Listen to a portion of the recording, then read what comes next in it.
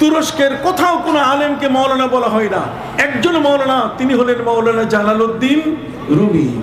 অতএব মৌলানা জালালউদ্দিন রুমির মতো এমন একজন মহান ব্যক্তি, তিনি তার পীরের পাশে বসা কিতাব দেখতেছেন, কিতাব পড়তেছেন। এই কিতাব দেখে শামসে তিবরিজ তার হাত থেকে সব কিতাব কেড়ে নিয়ে তিনি কূপে ফেলে দিলেন।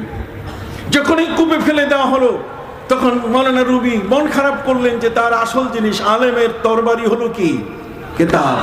আর সেই কিতাব যদি কূপে ফেলে দেওয়া হয়, এগুলো উদ্ধার করা বড় কঠিন। ওনার হাতে এখন কিছু নাই।